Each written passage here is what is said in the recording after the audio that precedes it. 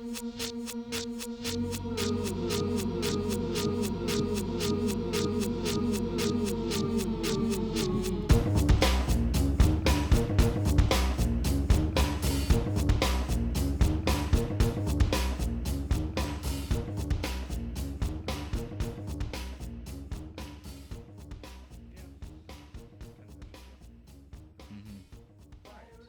right. Welcome to Who Is They? Who is they? I'm Kelly. I'm Josh, and we're here to talk about what they are talking about. You know, Who is they? who is they? They're always talking about. They're always saying stuff. They're always saying something. But you know what they've been saying? What have they been saying lately? They've been saying that the Failure concert the other night was really good. It was, and they've also been saying that the Veruca Salt concert was equally as good. Just as equally. Mm-hmm. And for those of you who don't know, who don't live in the Nashville, Middle Tennessee area, both shows were on the same night. Yes. So we had to make some executive grown-up decisions. Honestly, never thought I'd have to make a decision like that. No, maybe if it was 20 years ago, Yeah. That decision might have to be made. But in 2015, what a weird decision to make. Do I see Failure or do I see Veruca Salt? It's kind of like, I was really disappointed too when I had to make that decision. Mm-hmm. And I was so gung-ho for Veruca Salt when it was announced. I was ready to get my ticket. And then Failure had to come along and announce they were going to play. But I think that I think that part of the reason why the decision was difficult is that you have two bands that sort of imploded at about the same time, and then they decided to start playing again about the same time. Yeah, kind of reformed at the same time. And then they both actually made two really good reunion albums here pretty much at the same time. Right. So, yeah. I think both records came out on the same day. So I don't doubt that. That sounds about right, actually. Yeah. So 2015 is not surprising, but in 1998, I'm sure that would have been like, oh no, fuck that, I'm gonna go see Failure. Right. Fuck those girls. Right. Exactly. Fuck those Volcano Girls. Yeah. Which was the last song? That was the last song they played. Mm-hmm. So was their set like a good combination of new or was it like a lot of old stuff? Yeah, it was. They gave us I think most of the new album, if a little more than half, and then the rest of it was just stuff from the first two records. Awesome. They actually played two songs from the Blow It Out Your Ass EP. Okay. Which I was not expecting that. Mm-hmm. But we got like Seether and Volcano Girls, and we got the hits, and then they did some other songs. They played a couple of my favorites. They did David Bowie, the song with David Bowie, and they played All Hail Me, which is on the first album. So it was a good mix. Yeah. You know what I mean? Like, it was a good mix. And I saw some of the, like, reunion shows from a year ago where they weren't doing new material, they were just playing old material, And it's like, I kind of would have liked to have gone to one of those, but, like, the new stuff really integrated well with all that older material. Yeah. So it really just goes to show you that they didn't really, they just... Yeah, I mean, they just took some time off. I mean, it's almost as if they picked up where they left off. Like, this would have been the third album. Right. This would have been it, if That's exactly how I feel about The Heart is a Monster. It sounds like no time has passed between Fantastic Planet and this record. And there's twice the amount of segues on it. Twice the amount of segues, which is awesome. And it's great. It's 18 tracks. I mean, Fantastic Planet's 17? Yeah. It's long. But I mean, as we kind of previously talked, sounds a little bit older, a little bit more grown up. They've got a little bit more experience in the studio, but the songs are just as good as anything they would have written in the 90s, if not better. I think that just goes to show that our band like Failure, Veruca Salt, can get back together and say, okay, we're going to write Failure songs. We're going to write Veruca Salt. We're not going to try to like be anything different than what we were or whatever. And you have to sort of, I think you have to sort of tell yourself that, and because like Billy Corgan recently said, when him and Jimmy Chamberlain got together to do Zeitgeist, they said they rehashed so much old stuff. Yeah. And discarded it for that reason. Mm-hmm. And so, and I think he eventually kind of got over that, Mm-hmm. But like these guys sort of were like, no, we're going to write Veruca Salt songs. We're going to write Failure songs. Mm-hmm. Well, 'cause that's what people want to hear, Right. Nobody wants to hear your side project. Right. Well, especially Greg Edwards. Nobody wants to hear your new polka band. Nobody wants to hear Audiolux or Autolux. I was not a fan of Autolux. I still haven't really listened to him, but I've not heard really much great things about it. Sorry, Failure fans. I was not a fan of Autolux. But I mean, I'm a big fan. I'm more of a fan of Ken Andrews. I like On and Year the Rabbit.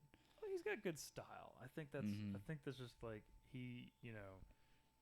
It's kind of like a lot of the other people we're both really into. Is like when you hear something they do, you know it's them. Oh yeah. They have like a flavor. And that same thing goes with Failure. Is like that interview that we were reading about a year ago, where he was like, someone said, "Oh, I went and saw his studio intern told him that he saw a space rock band," and he goes, "Well, I don't understand what that is," and he goes, "That's what you are." Right. It's just kind of like this is, he has that kind of thing that no matter what he does, it's gonna be this sort of outer spacey kind of thing. Oh yeah.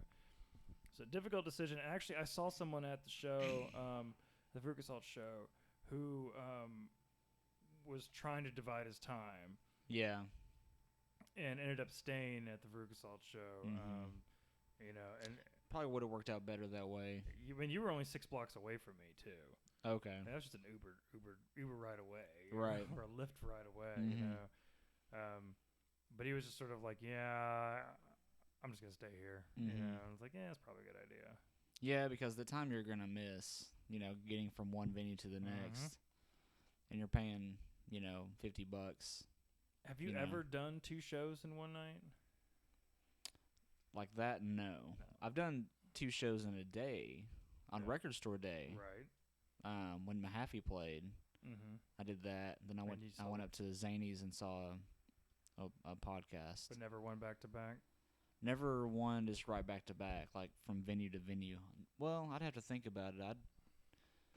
Probably the closest thing that I have done, besides that Mahaffey and Zany's thing, is when Daniel and I were at Riot Fest in Chicago. We left the festival and went straight to Double Door to see an after show. I guess that counts. I mean, it could. The only thing that I've ever done like that is I saw Shellac at the end. And then I saw the Decemberist across the street. Yeah, that's immediately after. And the only reason why that happened was because the Shellac show started at 7 o'clock with no opening act. And it was a reschedule from the year before. And the only reason why they did it so early was because it was a Sunday night. And they had a wiffle ball tournament to get to. Oh, yeah. Tell me about that. It was just sort of like that's the reason why they had a wiffle ball tournament to go to, and so, and for me it worked out at least I kind of thought it did, and the place was packed, and then it was like, okay, well, and Cassio rode with me, and I had to wait for him, and he was at the Decemberist show. Oh, okay. So I went across the street and I saw almost the entire show. Yeah. It was kind of cool. So. And that was before they were huge, right? There couldn't have been more than 100. If less than that, but I think that that record they were touring on kind of it hadn't come out yet, so they kind of took off. Okay. That later that year when the record, I forget which one it was called, whichever one that came out in 2004, came out later that year, and they just because when they came back they played like the Ryman, I think, or they played someplace bigger at the time, so. But yeah, I've never done. I mean, if, that counts, but I've never done the whole or the type of thing you do at a festival where you watch half over here and then you immediately go over to the stage and watch the other half of this band. But I've never done on a cross town kind of thing like that. Right. And somebody put it into perspective for me, like I said, the venues were only 6 blocks away. Yeah, I had no idea until you just told me just now. I didn't think about it, until someone told me that. Like, you could have done it, man. 6 blocks away. I'm like, well, That'd been kind of crappy though. I don't do Uber or Lyft. No. I've never done one before. You know, it tells me it's awesome, but that's probably what it would have been a cab ride of some kind to get over there. Yeah. Because I don't pay to park twice. No. Well, luckily I got to 3rd and Lindsley early. I was grabbing a bite to eat, but I parked right up front, so that was pretty cool. Yeah. But the Melvin show, fucked up, apparently played the Blue Room at Third Man. Yeah. But they played early enough to where purposely so you could go to the Melvin show afterwards, which was pretty cool. Yeah. I didn't go to either of those, but a lot of people who showed up right after the opening act, the Melvins was finishing. Yeah. And Cassio was one of them, and I was like, oh, I thought you were at the Fucked Up show, and he goes, I was. It's over. Yeah. I was like, oh, okay, cool. Like, you know, that's kind of cool. I mean, because I guess a Third Man show, I mean, I think 100 is their capacity, you know? Yeah, so it's a small room. Like 500 people showing up to another show, you know? So I thought that was kind of cool, which that was a good show. The Melvins was great. It's the first time I'd actually seen a whole Melvin show. Yeah. Because the last time I saw them, we got there right as they were finishing. I still kind of hold a grudge over that. Yeah. Yeah, I got to see Tomahawk, but who gives a fuck? I miss the Melvins. Yeah. What are you gonna do? Yeah, so it's kind of cool, you know, to see them finally and all their like dirgy, grungy glory. You Bitter. It was just like, I mean, dude, the song that they played first, it was just like, yeah, just real into it. Cough. I can't do that without coughing. And is it Jeff Pincus, who used to be in the Butthole Surfers, was playing bass. Really? That's cool. And they did a couple Butthole Surfer songs. Oh, nice. Which you could tell those were Butthole Surfer songs. Of course. You could pick them out, but they're also very Melvin-y. Like, you could see why they picked those. Yeah. You know, so that was kind of neato. And then they did a couple other cover songs that I didn't realize they put out a cover song album a few years ago. But they did one. They did who was the band they did? Like, if I'm not mistaken, they actually covered one of their own songs on it as well. Yeah. Like they redid it. I don't know. I'm just going off the article that Seth wrote in the scene. They did and they played a Bikini Kill song at the end. They played Rebel Girl. Okay. So it was kind of cool. That's cool. But yeah, it was just a good show. I mean, it was sold out. It was hot as hell in there, you know, and didn't get any audio because it was too loud. Shit. I didn't get any audio with Veruca Salt. I was actually gonna play some of that just to show you how bad it was. But I think I'll you know, save the audience the earache. Yeah. I mean, cause like it's like that's what it sounds like. Yeah. Like volcano girl. Yeah. You know that's pretty much what it sounds like. So I need to get some sort of digital thing. You know. And speaking of recordings, and I know you want to hear these. So a couple of people want to hear them too. Is I made 15 hours worth of recordings at Bonnaroo this year. Oh wow. We haven't done a cast since I've been back from Bonnaroo. No, so not I haven't at all. had a chance to really talk about Bonnaroo. But you know, I'll just sum it up that it was awesome. I had a good time. Yeah. We'll have to do a separate, like a bonus cast. Yeah. That's just the shows that we've seen in the past few months, because both of us have seen Been some to a lot amazing bands in just a short amount of time this year. But Bonnaroo was fun. Yeah. And part of Bonnaroo was I took my cassette recorder with me, and I took 15 tapes with me, and I filled them all up with just stuff. And I got a lot of band footage, and some of it doesn't sound that great. Yeah. I was using a cell phone microphone. I taped it on my head. Yeah. And so the stuff I got was outdoors in the big stages came out okay, but the stuff in the tents, everything was resonating on the top of the tent there and coming back down, and so I picked up a lot of noise. But it is what it is, and it sounds cool. Yeah. And so eventually I'll have I edited a lot of it down to 2 hours. and that's just kind of I'm still. I could make 3 hours of edited footage out of all this. Oh Like, yeah. I could add a whole another hour to it. Right. Cause I got some pretty neat stuff. Mm-hmm. Just people talking and things like that. Yeah. So You could have 20 people doing that exact same thing, going to different conversations at Bonnaroo and getting 20 completely different 15-hour, conversations. And I didn't get anything weird like the year before where these two dudes were arguing which was the better band, Pink Floyd or Parliament. What a great conversation. Like, I mean, and I'm not talking about like I didn't think they were trying to get an audience. It sounded intense. Like, yeah. it was a serious argument. Like two dudes. Like, fuck you, dude. Pink Floyd is better than Parliament. Like, no, fuck you. George Clinton's God. Yeah, like they wanted to kick each other's ass over it. I mean, it was intense. I didn't get anything like that this year. But kind of the other thing of going through the tapes, I was actually trying to find maybe like 10 minutes of something to share on here. Yeah. And I'm like, well, I got more than 10 minutes worth of stuff to share. Oh, yeah. To give the audience a perspective of kind of what I was doing, and, a small rundown would be buying a crack pipe. There's a whole segment of me and somebody buying a pipe just to smoke out of. Yeah. Well, that happened my first Bonnaroo. Like, we got there and we didn't bring anything because it was 06. So it was a little bit different times. There was more opportunity to get busted. You had to be sneaky. So we didn't take any Mary Jane, no vessels with which to take the Mary Jane in. So we had to do everything there.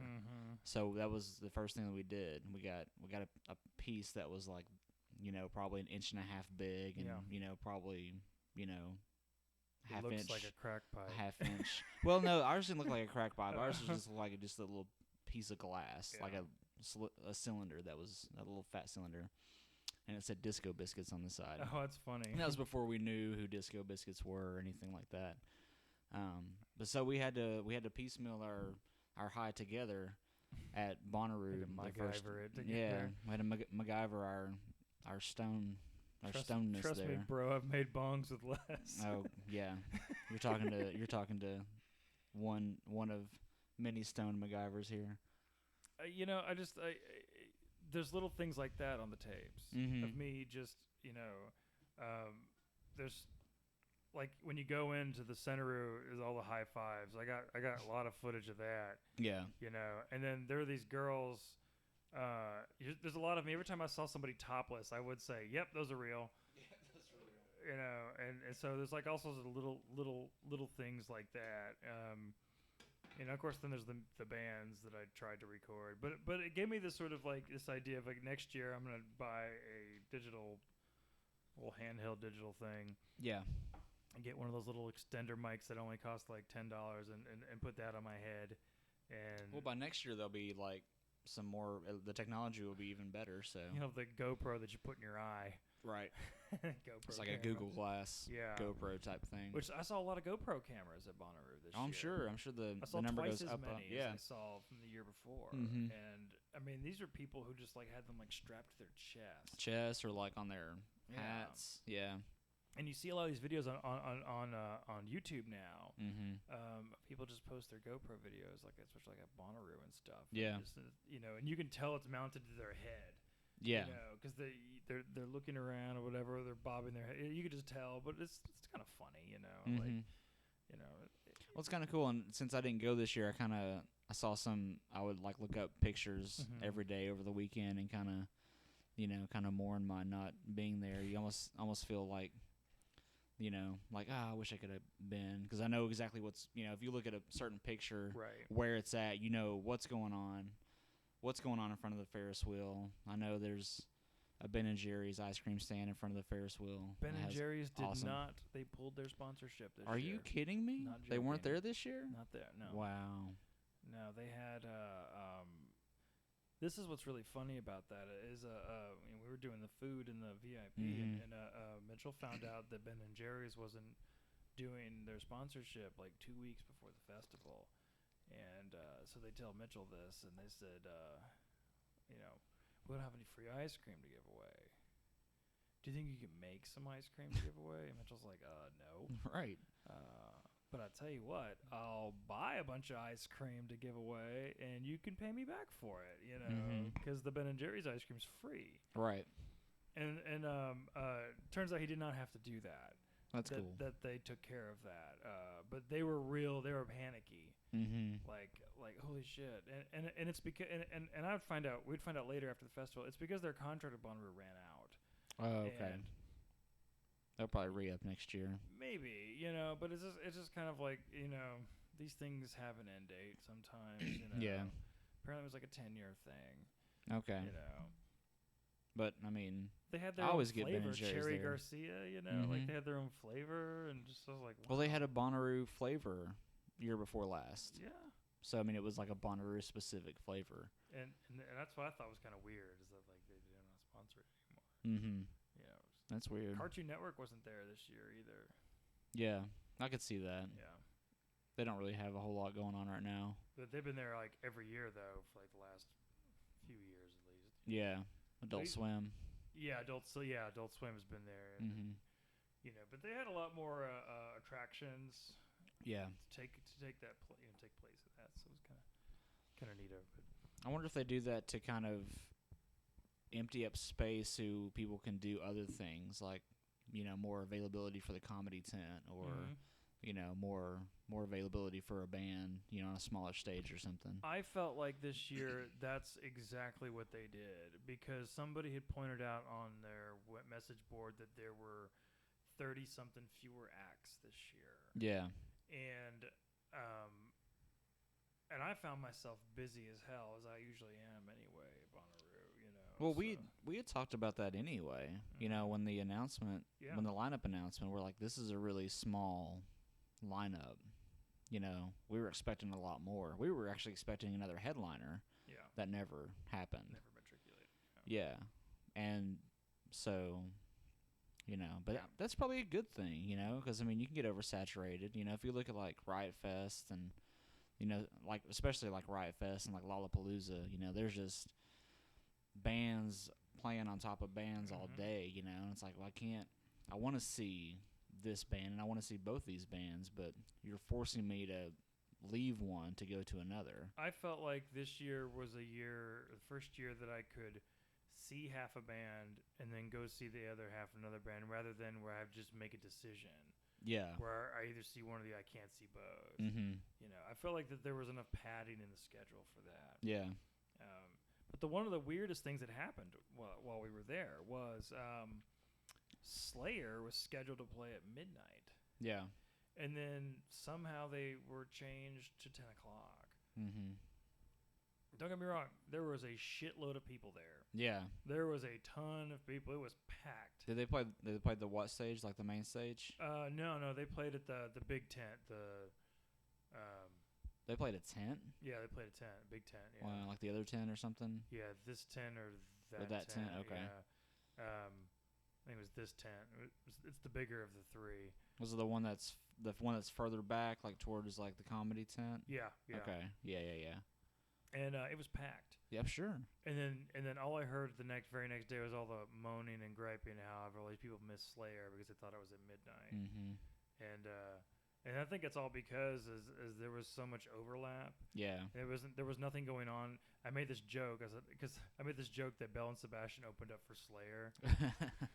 Because Bell and Sebastian played and there was nothing happening from 8 o'clock to midnight. You know, and then like I forget who somebody else went on after Slayer. It was originally scheduled for like 1:30 in the morning. You know, it was going to be a late night thing, but they pulled everything back. Yeah. And which I thought was a good idea anyway, because I didn't have to wait 4 hours. Yeah, I waited 2 hours instead. But I made this joke that I was gonna wait for the entire 4 hours. I was just get up in the front. I was gonna be that metal guy. That I was like, fuck yeah, I'm gonna wait 4 hours for Slayer.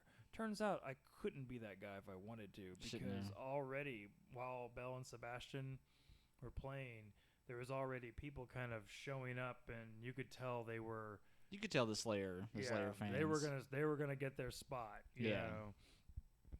So that was like another like weird thing that kind of happened. It was like they went from playing at midnight to 10 o'clock. Like, wonder what prompted that? Right.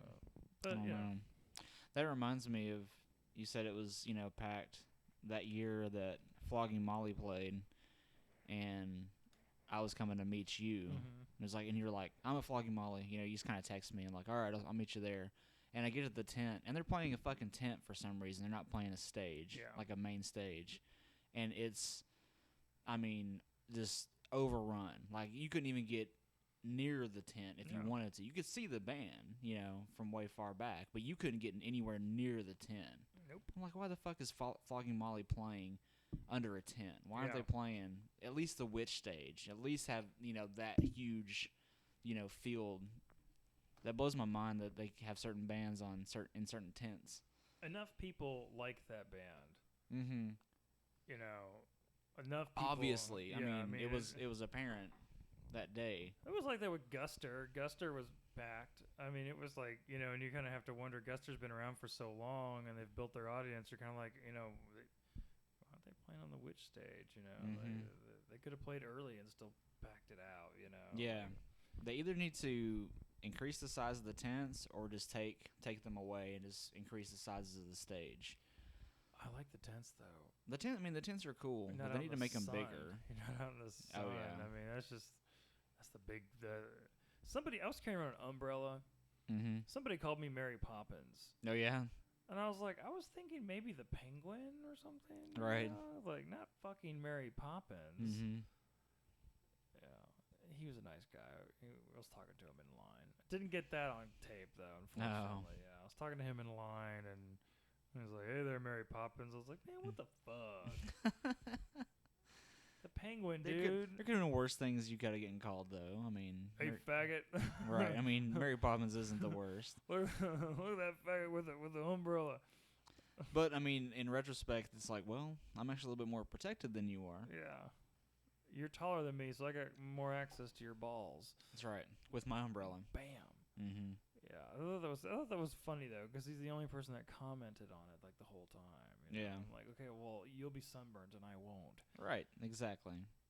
So fuck off. Walked around with that umbrella. It was kind of. Trust me, I felt dumb carrying it around. I really did. I felt really stupid, but hey, I didn't get sunburned. There you go. Yeah. So what else has been happening in the universe? What else have they been saying these days? Oh, I don't know. I've just been focused on music lately. Mm-hmm. There's been a lot of good stuff coming to Nashville coming up. Yeah, we've been really inundated with a lot of good things, things that we also can't afford. Right. Lots of good things. More 90s goodness. We got Hum coming up. Hum is coming, and it's sold out. So now I don't feel any real pressure to try to go now. No. I'm sure you'd have no problem getting a ticket to go, but not at all. But that same week though, the Smashing Pumpkins are playing at the new amphitheater that Friday with Marilyn Manson. More 90s goodness. Yeah. There's so much. Yeah, the Ascend Amphitheater's opening very soon. What, next Thursday, right? This is the first show? Yeah, I think the first show is on Thursday. Mm-hmm. So, and like the Violent Femmes were just here with Bare Naked Ladies. And Colin Hay? Yeah. Kind of like, it's too rich for my blood, but Well, I know we discussed this. I wouldn't mind going. Yeah. But I would have left after Violent Femmes. Yeah. Like I'm not paying $30-something just to see Colin Hay and Violent Femmes. Yeah. I've seen both of them, so it's not really a big. I'd love to see Violent Femmes again, of course, but I'm not paying Bare Naked Ladies prices for Violent Femmes show. Unless it was like, just amazing. I'd really like to go to the Peter Frampton Cheap Trick show. Yeah. But I don't think it's going to happen. Yeah. With my work schedule and everything, I just don't think it's going to happen. But I would like to go to that. Mm-hmm. Of all the shows, that's the most affordable one. $15. They're practically giving seats away. I know. We might as well. Yeah, and then I want to go to the Steely Dan Elvis Costello show, but same deal. I'll be paying Steely Dan prices to see Elvis Costello. Mm-hmm. And judging from the set list, though, of that tour, Elvis is playing like a whole hour. Okay. And, so it's like co-headlining. So yeah.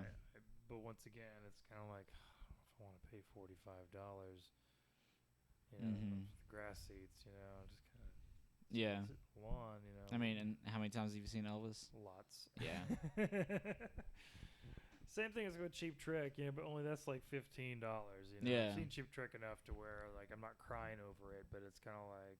But you'll still see a good show. Yeah. Like Cheap Trick always puts on a good show. That's kind of thing with the whole the Pumpkins thing is I've actually heard good things about this little tour. Yeah. You know, I've actually heard they played Atlanta last night. My friend Tiffany went, and she said that like she was really disappointed the last time she saw the Smashing Pumpkins, but this time she was like, okay, cool. Better? Yeah. Well, Jimmy's playing drums again on this tour, so that's the shit. Another motivation to go. That is my biggest motivation to go to that show, is to see Jimmy play drums. Yeah, I mean, last time I saw him with the kid playing, and that was fine. The kid does a good job, but he's no Jimmy Chamberlain. No. And I've never seen Manson before. Yeah, me either.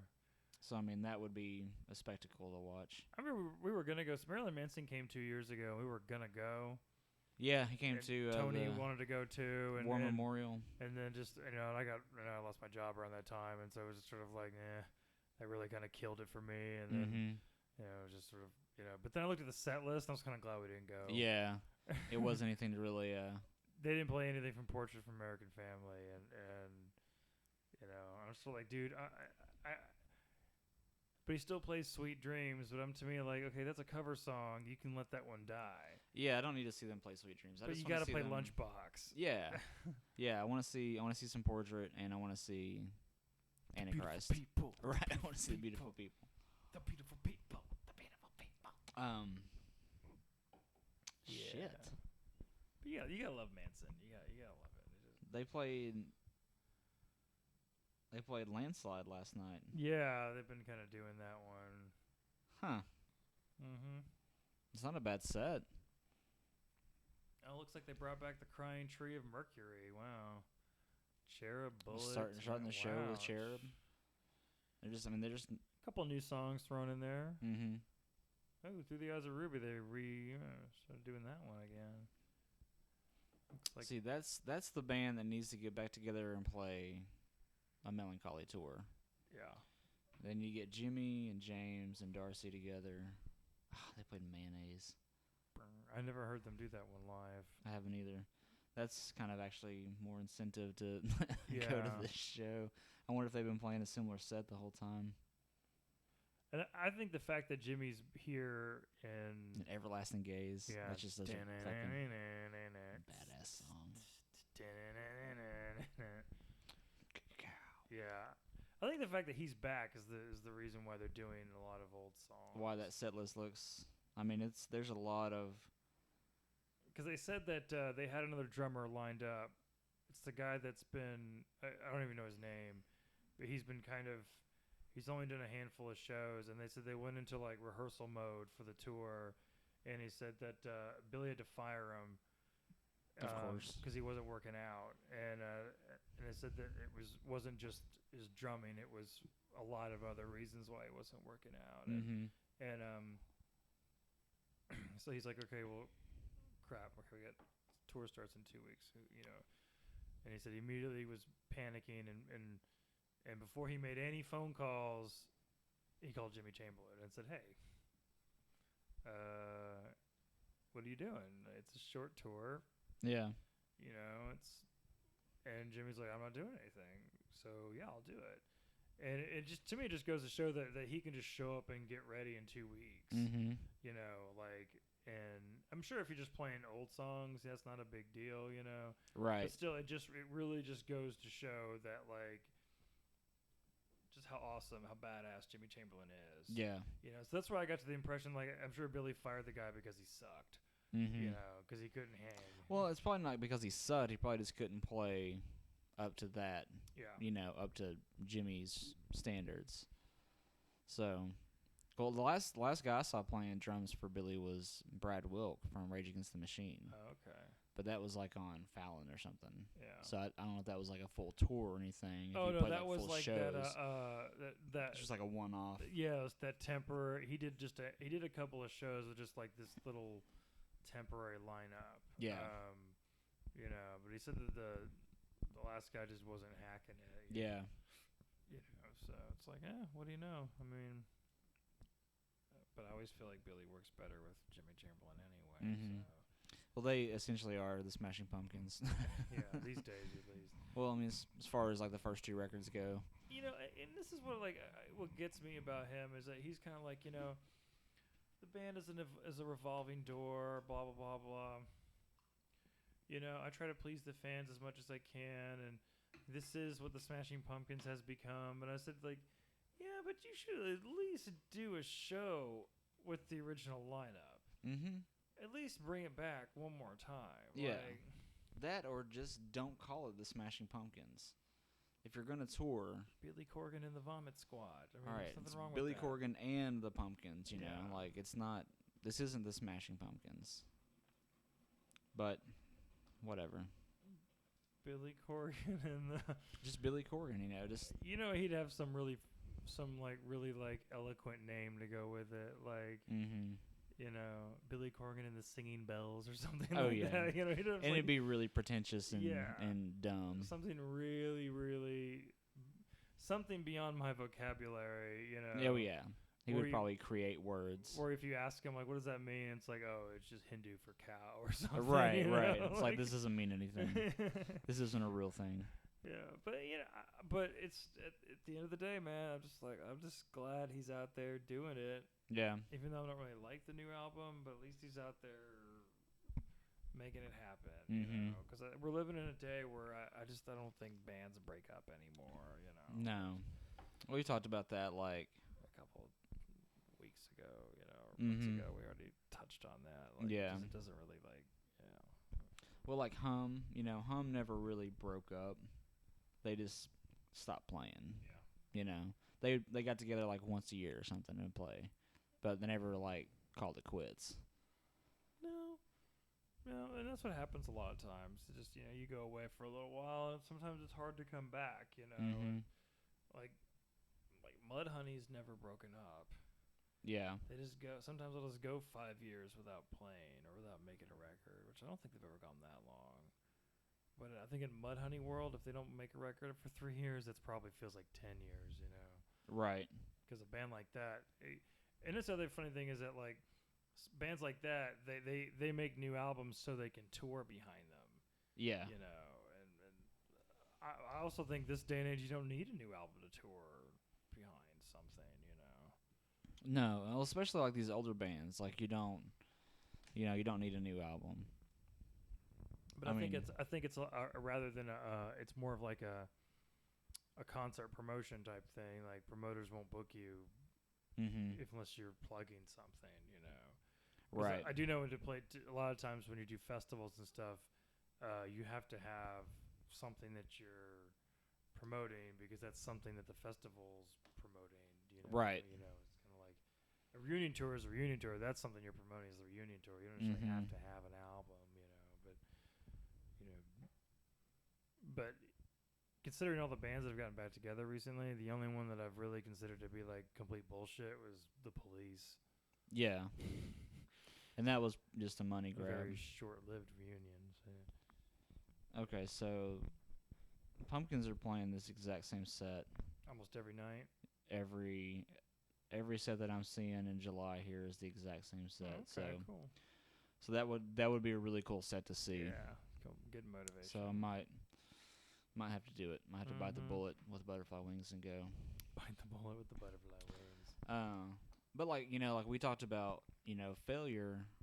They got back together. They did the reunion tour, which was awesome. But they had the idea for a new record, but it wasn't immediate. Yeah. They took a year to make it, which is is a little bit at a time. A little bit at a time. So they spent time on it. They didn't just release like crap. It took them some time to get this together. I remember the Veruca girls did that. They, I think it was in October of 2013 when they announced that they were getting the original lineup back together. And then I think like a month later, they were like, rehearsals and recording today. We have 4 songs to work on. Who'd have thought we'd write 4 new songs? And, and they showed pictures of them in the studio. And we ended up getting 2 of those songs on that special record store day thing. Yeah. And so I thought, like, okay, that's kind of cool. I'm sure they weren't expecting to do that. I Mm-hmm. thought that maybe they would just do the reunion thing and then see what happens. So I kind of felt like that was a little more organic. Like, oh, hey, we're here rehearsing and we've got Mm-hmm. We've already got some new stuff. And the guy that produced American Thighs produced a new record. Okay, that's awesome. Brad Wood is his name or something like that. That sounds familiar. It's like, so I thought that was like, okay, that's also a nice return, to the old, because that dude made that album sound, so. So I'm all down for that. Like I've said before about the Pixies, like I feel like they waited too long to make a new album. Mm-hmm. I feel like they waited way too long. Yeah. Just kind of like I feel like they tiptoed around that a little too much. But Pixies are kind of a unique band as far as like their career. Yeah. But I saw them back in May, and they sounded amazing. Yeah. Live, like it was incredible. And you're kind of like, why did they just make another record? Right. Like why didn't they just? This. Yeah, exactly. Why is it taking so long to make a new record? Or like what Lou said about the Dinosaur reunion. He said that Jay wanted to do a new album almost immediately. Mm-hmm. After the first few shows, and Lou was like, "Well, let's get through this first." Yeah, let's baby steps. And he said it was a good thing they did that, because they learned to work together again, and and all this, and he was saying that it also made them real tight. So when they did go make Beyond, it came together very quickly, and and so. And more organic that way instead of forced. I remember on his blog, he said, Jay told me I have to contribute 2 songs. It looks like I have to write some dinosaur songs. Like he's upset by this. Well, it's like, I'm sure Lou's like, all right, cool, yeah, I'll write 2 songs. Sometimes it's the way Lou says stuff. It just comes off as just like I got to do this now. Could you imagine Jay Masters going, Lou, I need you to write 2 songs for the album, please. Right. If you can imagine that conversation, and just the way Lou presents stuff on his website is just really hilarious. Like, I guess I got to go write 2 dinosaur songs now. Guess I got to do this. And of course, like the 2 he wrote for that album are good anyway. Well, sure, yeah. Because and I think that's what I like. What I said before is like, okay, we're making a Dinosaur Jr. album. We are making a Veruca Salt album. We're doing, making a Failure album. We're not gonna try to be like. Yeah, we're not making our side project with, you can't bring Failure your synthesizer in here and drop disco beats. Yeah, we're not doing that shit. Not doing that. Although if Failure did that. That they would do it in a very Failure way. Oh yeah. If they had like a disco beat, it'd be some really nasty guitars on it. Well, that's like my favorite song on the record. Starts out with just the piano, piano and Ken singing, which is really strange for a in my opinion for Failure record. So I think it's kind of a little bit more grown up. I was thinking about this the other day, like the last records of some of my favorite bands lately, like the last Queens of the Stone Age record and the last Failure record, and some of these later records, they're much more grown up and much more like they know what they're doing. They get in the studio and it's like, I know what I'm doing. I'm writing amazing music and I know how to make it sound good. They're doing what they used to do, only better. Well, yeah. They've always been good at their job, but, after years of experience and practice, they can do it.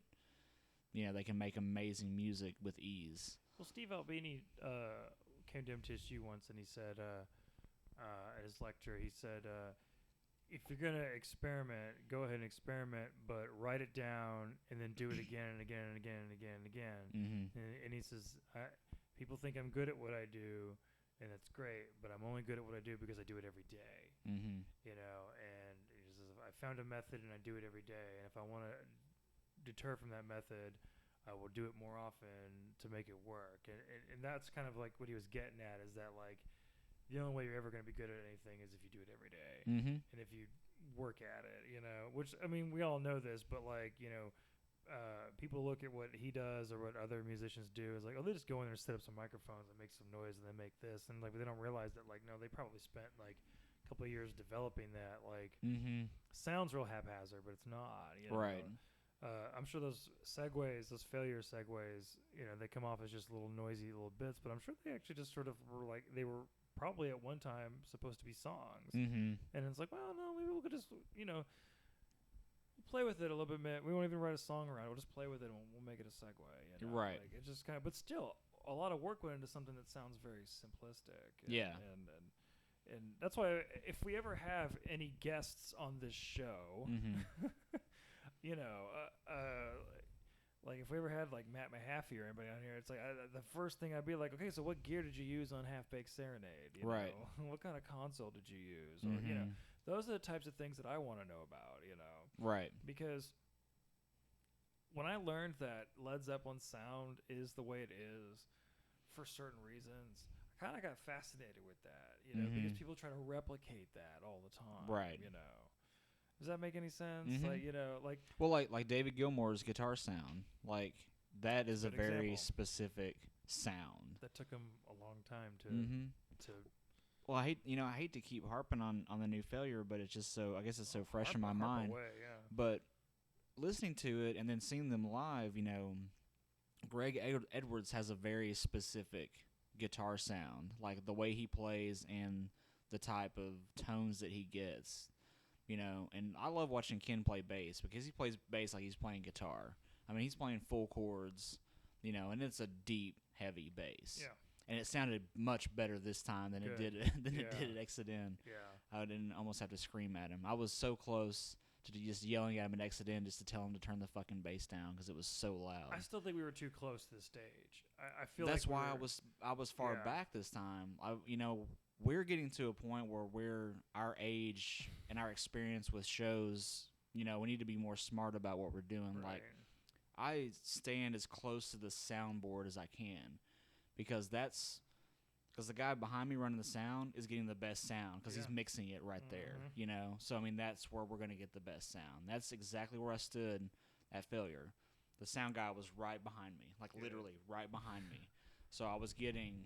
You know, I tried to be centered, you know, with the speakers, but, you know, wherever the sound guy is, that's where I'm going to be from now on because that's where you know, that guy's listening and that's where that's where the optimal sound's going to come. I did that at, the only time I was ever in the very front of the Sonic Youth show was when I saw them at the Beale Street Festival. You know, and it sounded awesome, but that band always sounded better when I was hanging back. Yeah. Because I could hear everything. Well, you can hear, you know, what Lee's doing and what Thurston's doing. You know. Especially when Lee's doing some of that slapback echo stuff that goes back and forth, you know. It's like you can't hear that if you're sitting in front of the stage, you know. Yeah. And, you know, there's certain bands where it's sort of like I think it's okay to sit in front of the stage, you know. But, like, you know, with these types of bands, you know, especially a band like Failure or something like that, where there's gonna be things worth hearing, you need to move away, you know, move back, and well, it's like seeing Self. You know, like when we saw that first reunion show, I was up in the balcony, but you guys were at the front of the stage, and you were hearing some other stuff that wasn't really coming up through the balcony, like stuff like on Meg Ryan, like all the sampling stuff. I didn't get a lot of that, but then when we saw the Subliminal show, I got a lot more of that where we were. Right. So, you know, there's so many different spots, you know, for different sounds. I just think if you're a really loud band, being in the front's not the place to be. Well, especially at places like Exit In, like smaller venues, because you're standing in front of the PA. Yeah. The PA monitors or just the sound. So you're hearing all the amplification on stage, but you're not getting any of the vocals. No. Like when we saw Local H a few weeks ago, like I could hear Scott great except for the singing, you know, because we were right in front of the PA. Or the PA was right behind us. Right. So we couldn't hear. I mean, we could hear him because we were so close, but I swear if they just had a couple of monitors that they would just turn around on the stage just for vocals, it would be 1,000 times better, just to have that little extra boost on the bottom. Because if you're standing in the back, you'll hear everything and it'll sound great. Yeah. But and that's another thing too. I feel I'm getting too old to stand right up front. There's no need for it anymore. Especially it's hot. Well, it's hot and it's squishy, and yeah. you're getting shit. Everybody's screaming in your ears. I've done that. I've done that for 20 years now, and I need to lay back and just watch everything, watch the whole show. I can have fun and not be up front, Mm-hmm. and I don't even think there's a band now that I would do that for. Yeah. I really don't feel like there is one right now that I would do that for. Yeah. I mean, even when I go see Lou Barlow solo, I don't get up in the front. Mm-hmm. Right. I mean, and that's I'm more inclined to sit down when he plays. Well, that's like when we saw Mahaffey at the Borough a few weeks ago. Like, I kind of wanted to stay seated, but since everybody kind of got up, and then of course I made the comment later. I'm like, I wonder if Matt, when he started this band, that 20 years later he would just have a bunch of 30-year-old dudes singing his songs back at him. Just a bunch of dudes. I wonder if that would have been if he would have kept going down the same path. I don't think there is a band that I would do that. Like, yeah. Like I said, when you talk about sitting by the soundboards, all I did at Bonnaroo was get by the soundboard every time. Yeah. I mean, not just because it sounded good, because that was the best perspective. Well, exactly. I mean, you're gonna get great view and great sound. That's how when I saw Tame Impala at Bonnaroo, they were playing under a tent, but I sat right in front of the soundboard, so it was. God, I really wish I hadn't gone home that day. I know. I kicked myself for not going to see the Beach Boys the year before on that Sunday. It was raining. Yeah, but because we had left because it had started to rain that morning. I was like, I'll go back. Came home, took a shower, and I was like, nope, I'm going to stay here and crash in my bed. That's exactly what tired. we thought. Yeah, we thought like, oh yeah, we'll go back now after that shower. After that shower and you get that deep scrub, you're done. I'll tell you what though, I showered every day this year. Mm-hmm. And at Bonnaroo, I showered every day. I waited until it got dark so I could actually enjoy the shower. Mm-hmm. And have to wait in line. You don't walk out and just immediately start sweating again. Yeah, and it made all the difference of getting sleep, of just feeling better every day. Yeah, and you sleep better when you feel clean. And I saw these people in their campsite. This was really funny. I saw these people in this campsite, and they had these like those paint buckets you buy at like Home Depot, the big orange ones. Well, They had a few of those.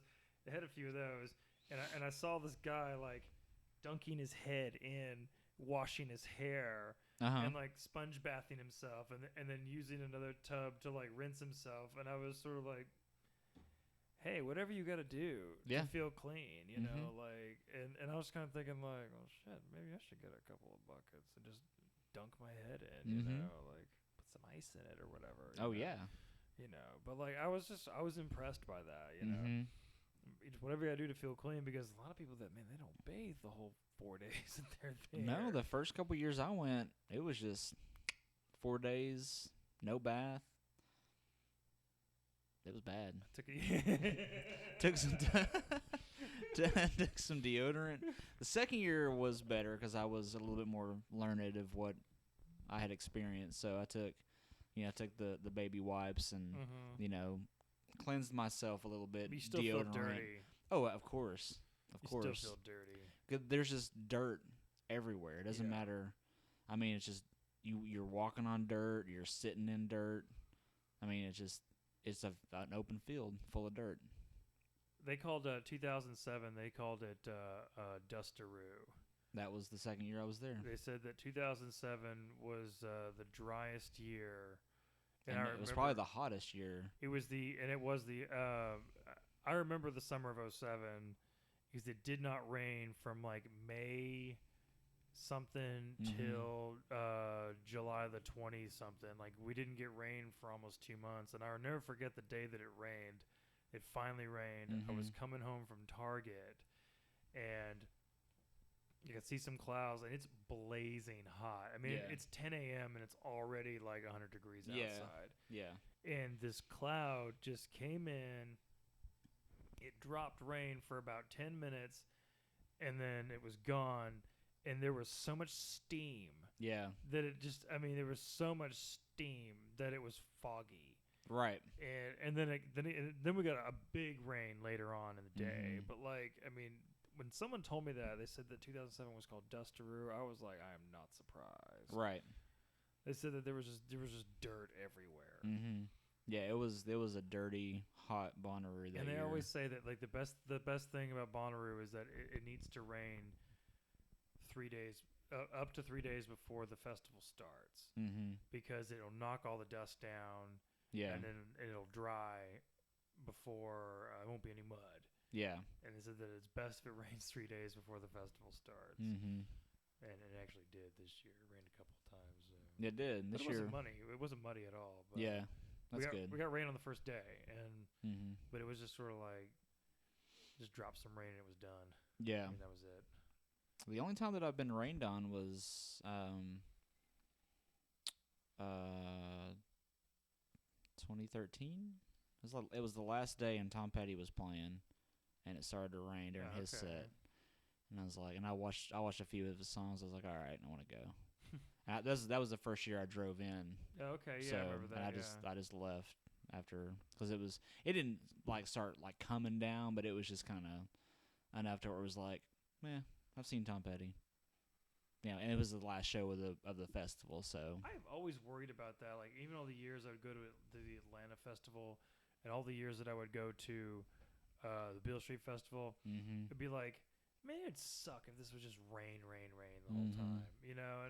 And I've always felt like I've of all these years I've done festivals, I've gotten so lucky. Oh, absolutely, me where too. If there was rain, it was like one day out of the whole. Yeah. You know.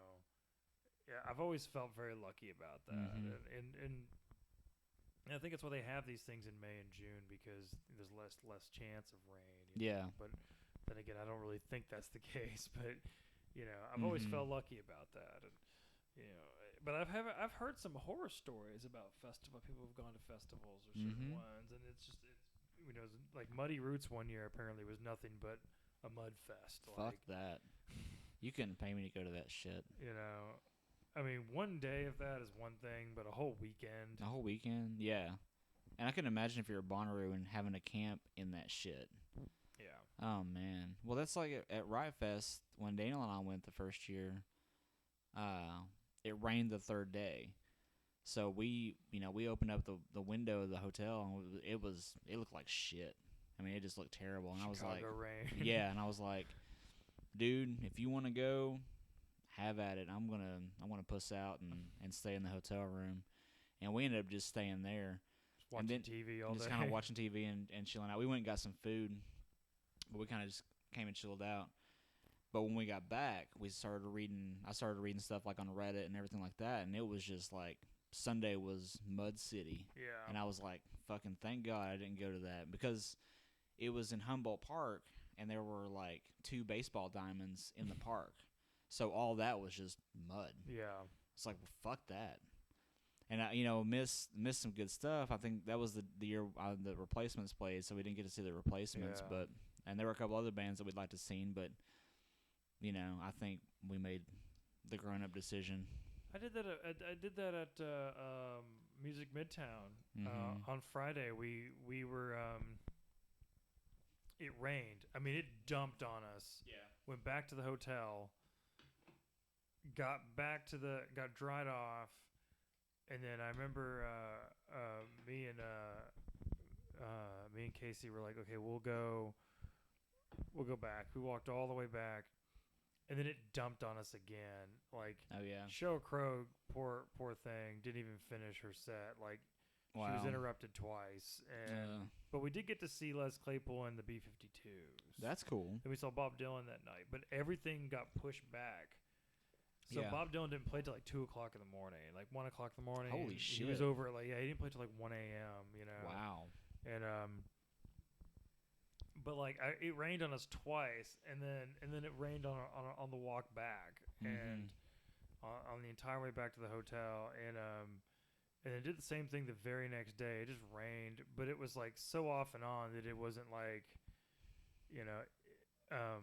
that it wasn't too bad. Like it was off and on to where it wasn't too bad. Like it would just come and dump some rain, and you're like, oh, okay.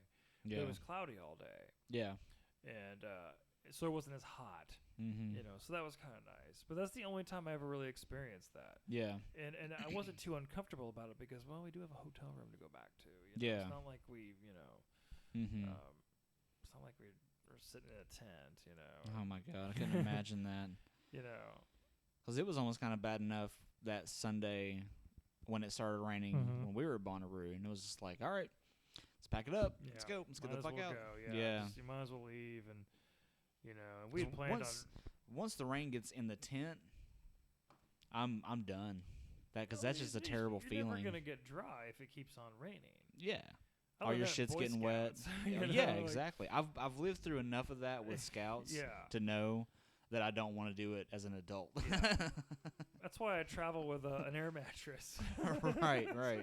You know, like, I mean, that's just. I mean, it's one thing if it rains and then you got some time, but but if it keeps on raining, nothing gets dry. Yeah, and that's just, you know. And the you know, it wasn't like a downpour. It was just enough to like be miserable. Yeah. You know, it was just enough rain to like be like, well, this is shitty. But it wasn't like, you know, cats and dogs or anything. No. But it was still just like, well, let's get out of here. Yeah. Okay. Right. Like, I don't want to do this. I'm old enough not to sit here in the rain in my tent. I've earned the right to be a bitter old man. Right. To be selfish. Mm-hmm. Like in Ocean's 11. Right. I've done the shitting. I've lived through this shittiness. Might as well. Been there, done that. Yeah. Might as well. Got the concert T-shirt. Be just make the decisions. Speaking of concert T-shirts, I've been wanting to bring this up for a while. Mm-hmm. And I figured we got a few minutes before we take a break. That's where I could bring this up. What do you think is the optimal price for a concert T-shirt? Oh, I would say probably $20. What is the most you've ever paid for a concert T-shirt? Most I've ever paid for a T-shirt is probably $35 or $40. Okay. Probably in that range. Lately, I've been seeing concert T-shirts that are like 20 or more. Yeah. And I'm just like, really? I mean, I've bought concert T-shirts as little as $5, you know, but it just depends on who you go when you're seeing them. I've always felt $10. It's hard to find a $10 concert T-shirt. It's very hard. Yes. Nowadays. Yeah. 20 years ago, yeah. I feel like Sebado's the only band I ever see anymore that has $10 shirts. Oh yeah. Like Peter Hook shirts were like $35. Yeah, fuck that. And the signed ones were like, but those were special looking too, so I can see why they were priced a little more. Those were like $40. Fuck that. Yeah, and like Veruca Salt shirts were $25. Yeah, that's about average. I mean, 25. Yeah. Yeah, of Montreal shirts are usually very well priced. They usually sell the old ones for 10, and the new ones are usually like 20. Yeah. So that's why sometimes I'll see them and I'll get the previous tour's T-shirt. It's like, well, I was there, so yeah. You know, but I've been meaning to bring that up. Like what is like those Elvis? Like last time we saw Elvis Costello at the Ryman, those shirts were like $50. Yeah. It's like, what the hell? Well, and you got to think too, the audience. You know, the audience that's there to see that show. At the Who, man, the Who, there was nothing. Yeah, but those they're all $50. Yeah, probably just for like a regular T-shirt that said the Who on it. Maybe tour dates on the back. And they had like the biggest variety of T-shirts. Mm-hmm. There was like 4 different tour shirts. And then you had all the old school looking ones, like the They did a reproduction of the 75 tour shirt. You know, and I'm like, ooh, that looks cool. Mm-hmm. Yeah, it's $50. Oh, right. Okay. Well, fuck that. Yeah. Failure had they had their '97 tour shirts with the Spaceman, the Fantastic Planet Spaceman. But I don't buy T-shirts anymore at concerts. I used to buy posters like the Hatch prints, like at Ryman and stuff like that. If there's a cool poster, I'll probably spend $20 on that. The Melvins one sold out before I could grab one. Oh yeah. Yeah. And they were like $20, but they were big. They weren't like they were actually kind of big. So I was kind of impressed by that. Well, see, I think the posters, you know, and this might be kind of a weird thing to think about, but the posters have more resale value if you were to get rid of it. Because I mean, you could frame them, you know, because there'll be somebody in the past or in the future that'll want, you know, that. Well, there's always that. There's a T-shirt is they usually make more shirts than they do posters. So it's like somebody who was there who didn't get one would be more inclined to buy the poster. Right. You know, especially if they're screen printed the way they are. The hatch prints are. The hatch prints always look awesome. Yeah. I mean, they always look cool. They come up with some pretty neat stuff. They really do. You know, but I just think T-shirts today are just. But I like it when a band sells like a 7-inch or a tour only CD or a record or something like that. I always buy that over the shirt these days. Like if they've got like, you know, a tour only record, you know, I'm like, I'll get that, you know. And you know, like Lee Ronaldo had one of those, you know, the last time we saw him, he had a tour only thing. And like the Chelsea Light Moving thing, they had a tour only cassette. Right. That I bought, you know. And that was $10. Yeah. And there's some funky stuff on it. But yeah, I just think that like concert shirts are just, you know. Yeah. It's like I'm gonna wear it. If I buy it, I'm gonna wear it. But at the same time, it's sort of like, where do you draw that line? Is it really worth it? Well, that's the thing, because I used to buy a shirt at every show. Yeah. I have 2 boxes in my closet full of just concert T-shirts that I'll never wear anymore. And now they're just sitting there. You could be wearing one right now. I could be wearing one right now, but I'm not. You're wearing a black shirt. Just wearing a black shirt. We just pretend there's a band on it. Is it a black metal shirt you're wearing? Yeah. It's all black. Yeah, it's a Swedish death metal so band. Black that you can't even see the logo. Yeah. Just an all black death metal shirt. It could be none more black. Does it have the word Asylum in the band name? But it's written so you can't see it. So you can't see it? Yeah, it's the same color as the ink of the T-shirt. Because we're not worthy, because we're not down with the beast, right? If you're down with the beast, you can actually see the word like Black Death, Mortal Asylum. Yeah. On the shirt. Death Rattle. Yeah. Death Rattle. Yeah. You know, it's like Smell the Glove because it can get any blacker. No, none more black. None more black. None more black. But it's as black as it can get. You know, my wife actually threw away 2 of my Sonic Youth T-shirts accidentally.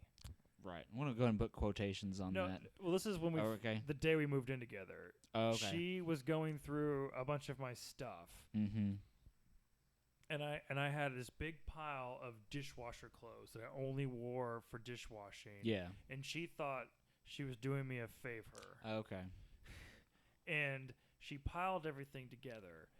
And then I said, "Yeah, I was going to get rid of those dishwasher clothes," and she threw them away. Ugh. And so the D gave me. So it's so funny. The D and I were at the same show, and he bought the same 2 T-shirts. So he gave me one of them because he goes, "I haven't even worn it." Yeah. You know, so you can just have this one. You know, and I never had a chance to replace the other one. Yeah. Because to me it was one of the coolest ones they had. It was the rather ripped one. Oh, okay. The logo was the letters were offset from one another. It was brown. You know, and so I'm more inclined to buy a concert shirt if it's not black. Yeah.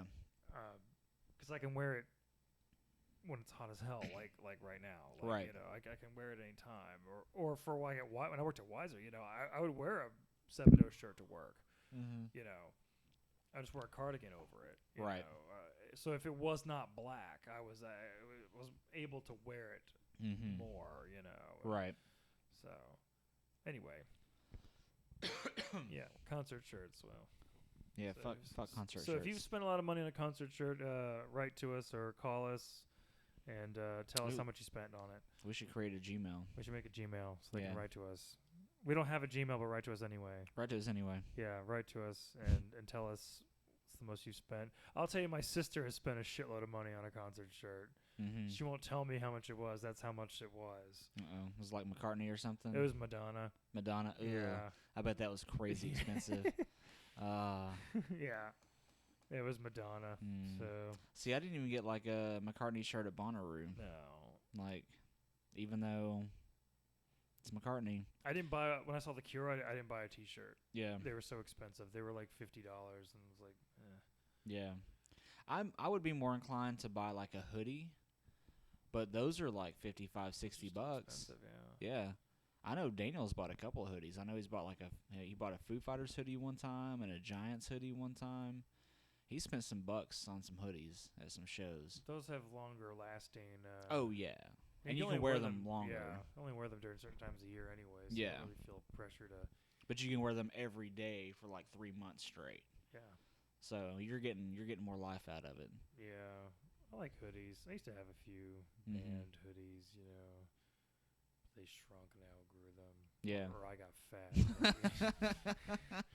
It's more like I got fat. They just mysteriously shrunk. All my clothes are shrinking. What the dude. fuck's going on? Washer hates me. All right, well, we're going to take a short break. And when we come back, we'll have some more fun-filled podcasting. Right. So we'll be back very shortly.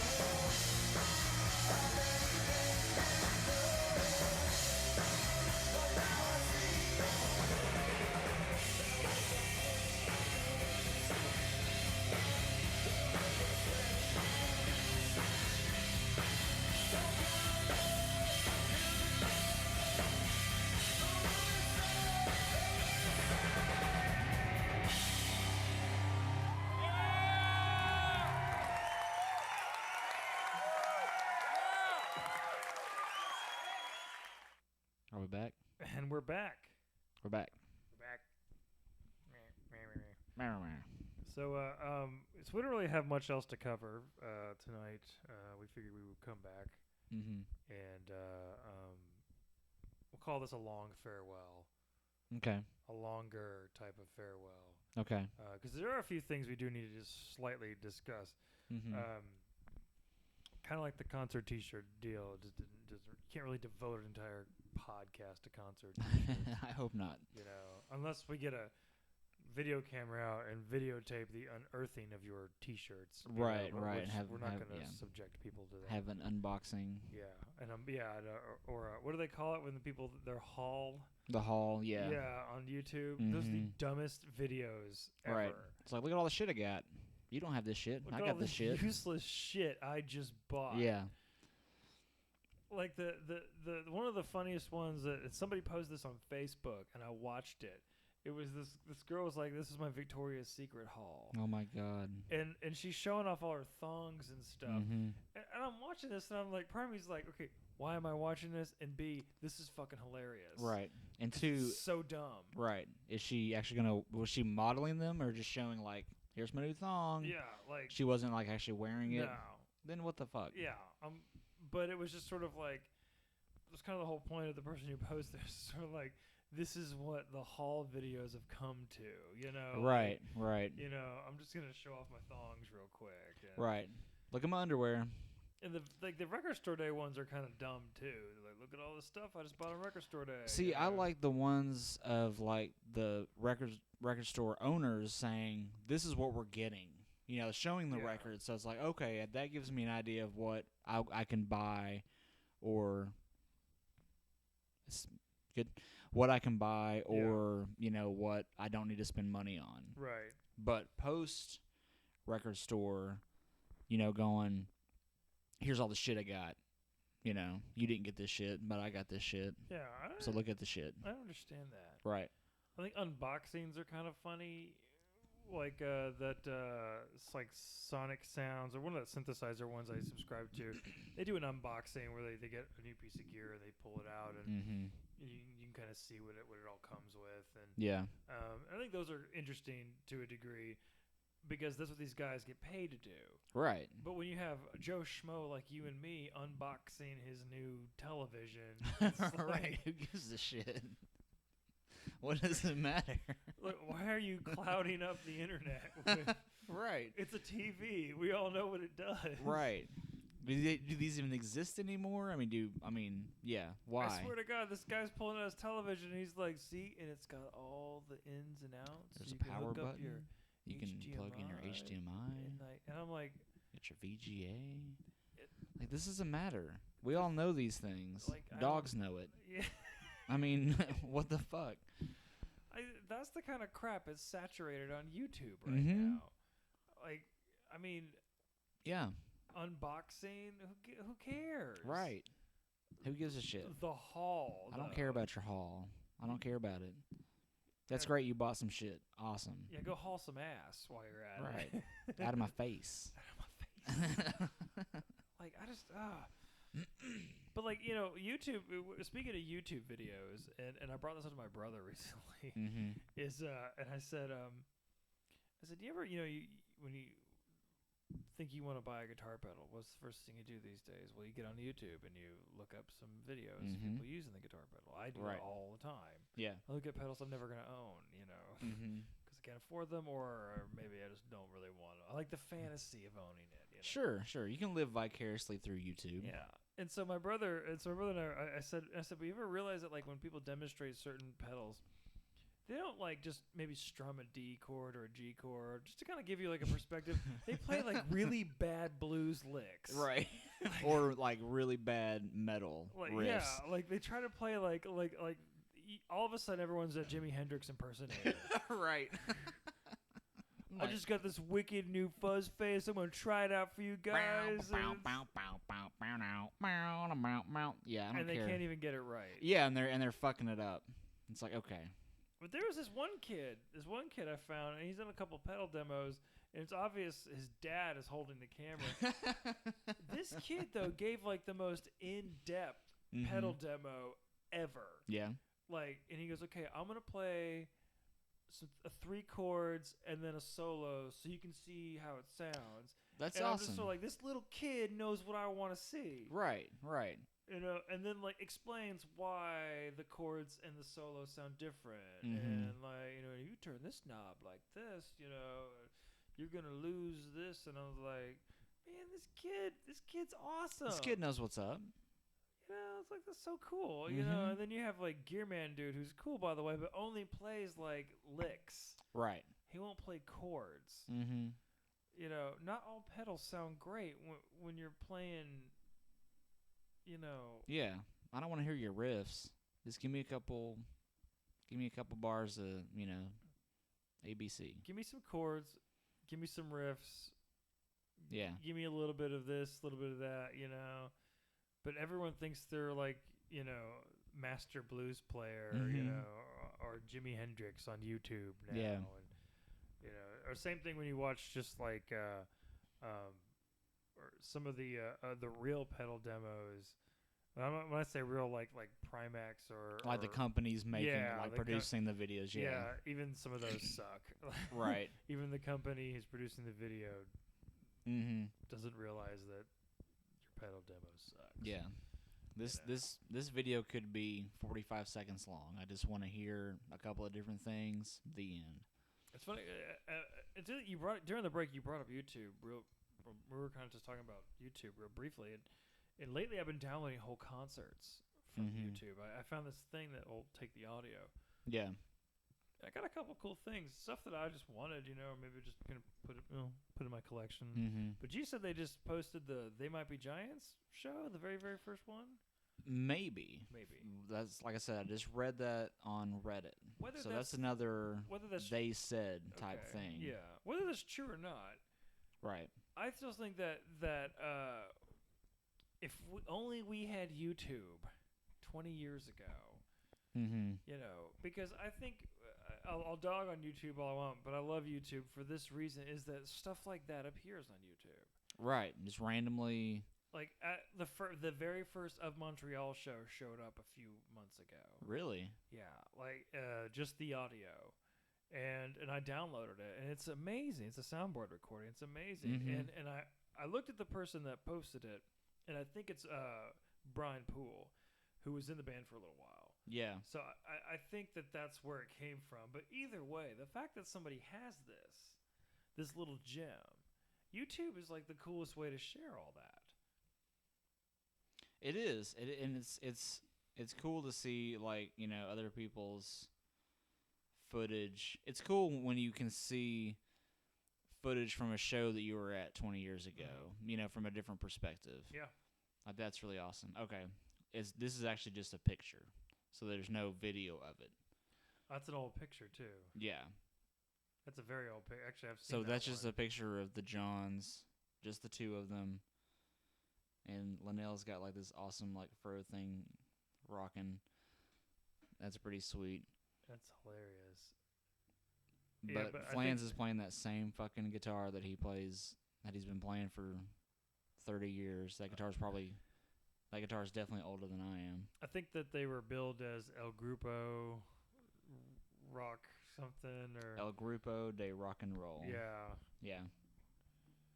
But I think that's an old picture. I think that's not anything no one's ever seen before. Oh, so that's no people know of that. Yeah. Okay. Yeah. I think that's a somewhat known photograph. Okay. Of them. Somebody put it on YouTube. No. That's just a picture. Oh, on Reddit. See, when I read the thread, I thought it was a video, but I didn't realize it was a picture. Okay, cool. So it's just a picture. That's cool. Either way, the fact that something like that could potentially show up.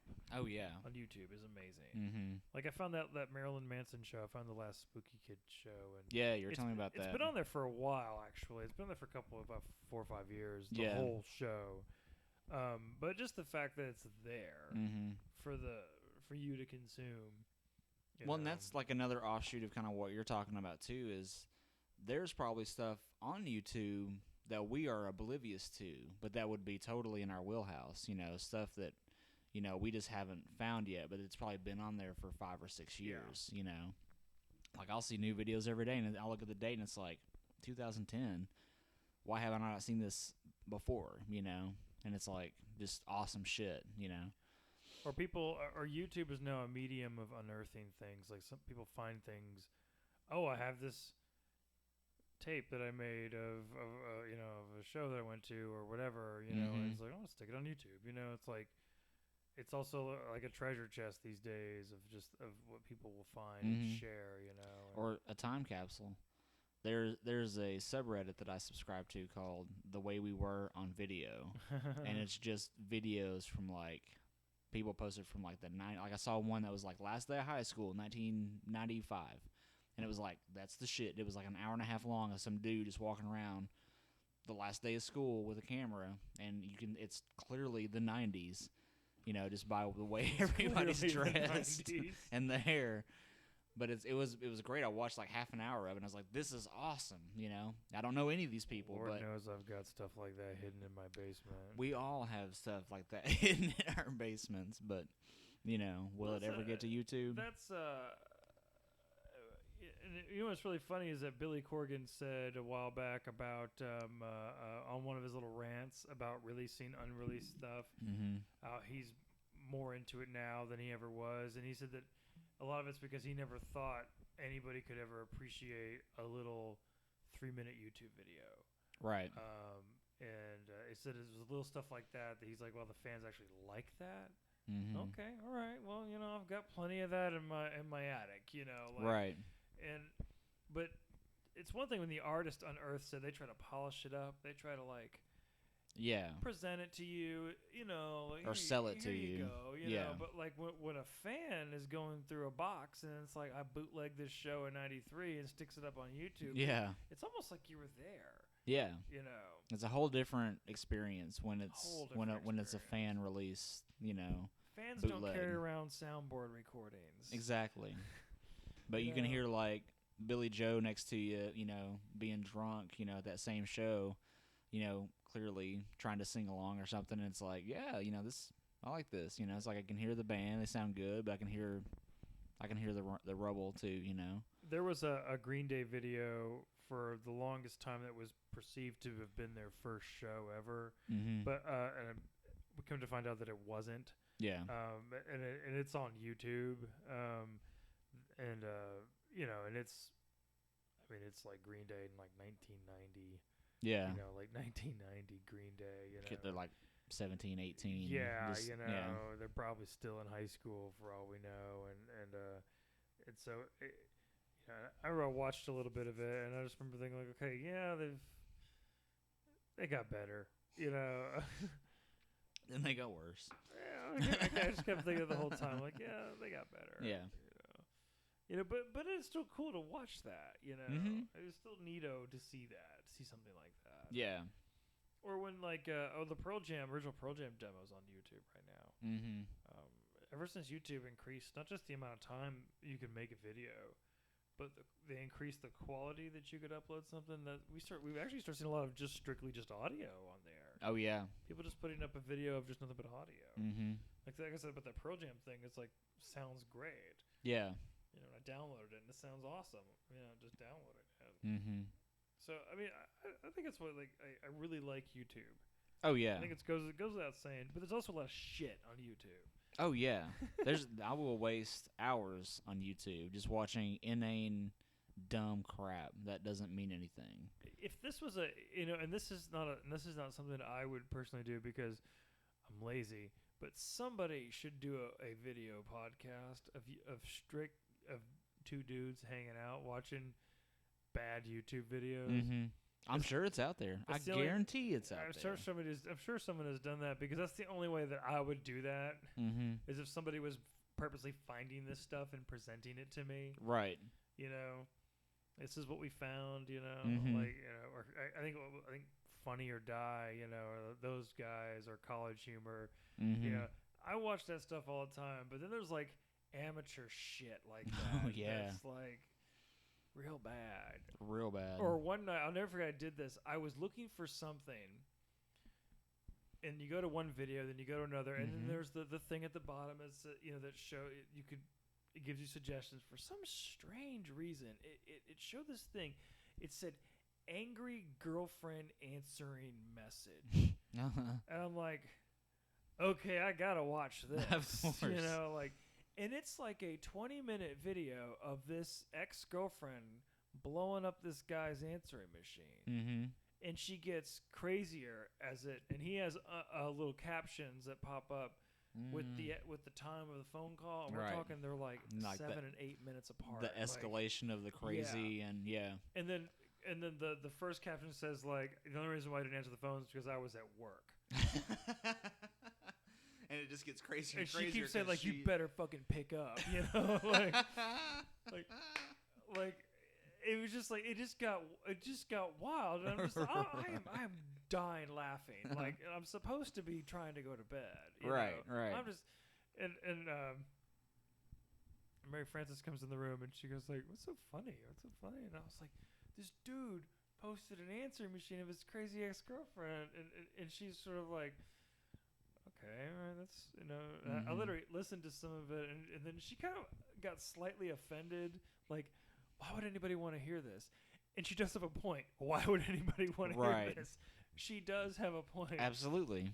But there's also that. But it's there. It's there to be listened to. It's there to be watched. And I wasn't even looking for it. Of course not.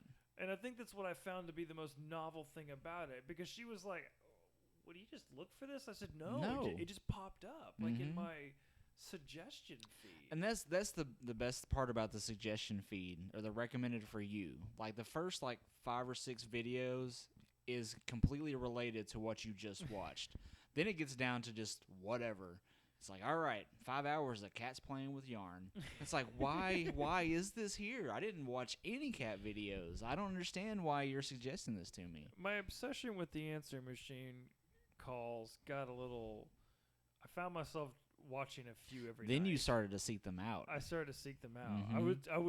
I would search like crazy ex-girlfriend, but then that I would exhaust that a little bit. Then I would just like crazy ex-girlfriend phone call, crazy ex-girlfriend text message.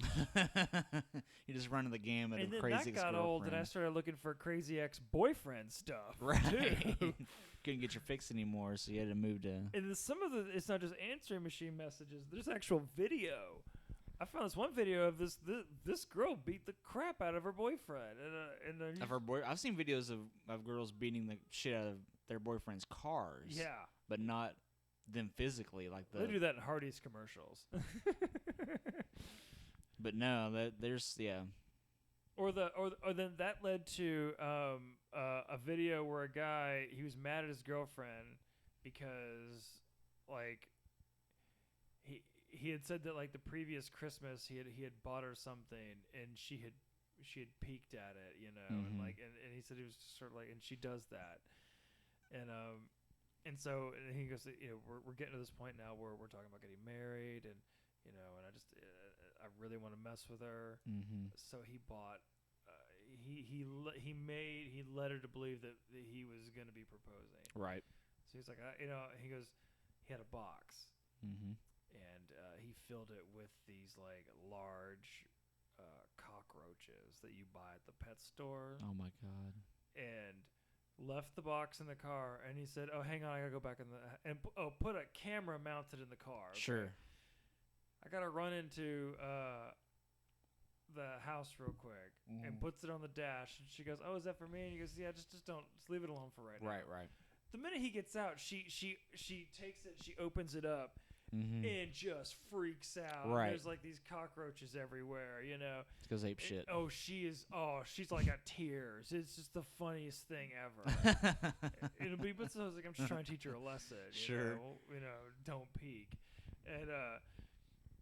And so I showed it to somebody at work, and they were like, "Oh, I know those kind of cockroaches. You can pick them up. Like they're not like the kind that come into your house. Like you buy them at a pet store. Like, yeah. You feed them to. Because if you have whatever something that eats them, yeah, so you can pick them up, and they don't bite or anything like that. And he thought it was just as equally as funny, right? Because they're ugly looking bugs. So all of that just that one little suggestion led to this was like a whole week's worth of video watching. You know? I started watching like all this shit. You know, then I got tired of watching Next Girlfriend, answering machine messages. You know, kind of got tired of it. But that's why I love YouTube. That's why I love YouTube. Well, and that's another reason why to love YouTube. You can get tired of something like that, and then immediately there's something brand new that you can just latch onto and start watching other videos of. I found these like this comedian girl. Her name is Jenna Marbles, and she's just this. I call it like an amateur tuber. You know, like she's made a career out of just making these videos of her talking about stuff, and she's really funny.